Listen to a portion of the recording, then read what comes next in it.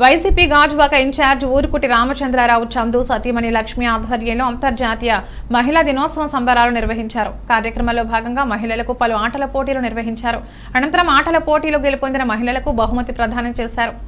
అనంతరం పలువురు మహిళలకు సాల్వాతో సత్కరించారు. ఈ సందర్భంగా ఊరుకుటి రామచంద్రరావు చందు సతీమణి లక్ష్మి మాట్లాడుతూ తల్లిగా, చెల్లిగా, భార్యగా ఎన్నో బాధ్యతలు మహిళలు నిర్వహిస్తున్నారని, అనాదిగా అవమానింపబడుతున్న మహిళలకు జగనన్న ముఖ్యమంత్రి అయిన తర్వాత సముచిత స్థానం దక్కింది అని, పురుషులతో సమానంగా మహిళలకు చట్ట సభలలో సమాన స్థానం, కార్పొరేషన్లో నామినేట్ పదవులు ఇచ్చిన ఘనత ముఖ్యమంత్రి వైఎస్ జగన్మోహన్ రెడ్డి అని, జగనన్న పరిపాలనలో అమ్మఒడి నుంచి ఆసరా, చేయూత వరకు పలు సంక్షేమ పథకాల ద్వారా ఒక్కో మహిళ లక్షల లబ్ధి పొందుతున్నారని అన్నారు. 2024లో మన మహిళలందరూ మళ్లీ జగనన్ననే ముఖ్యమంత్రిగా గెలిపించుకోవాలని కోరారు.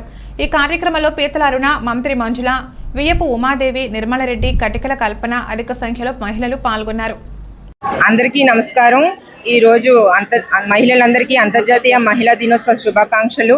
జగన్మోహన్ రెడ్డి ప్రభుత్వంలో మహిళలందరికీ పెద్దపీట వేశారు. అమ్మఒడి, చేయూత, ఆసరా, రుణమాఫీ 9 రకాల పథకాలు వేశారు. ఇవన్నీ మళ్ళీ రావాలంటే మన సీఎంగా మళ్ళీ మన జగన్మోహన్ రెడ్డి గారిని గెలిపించుకోవాలి. అక్కడ ఎంపీగా నించున్న బొత్స ఝాన్సీ గారిని కూడా మనం గెలిపించుకోవాలి.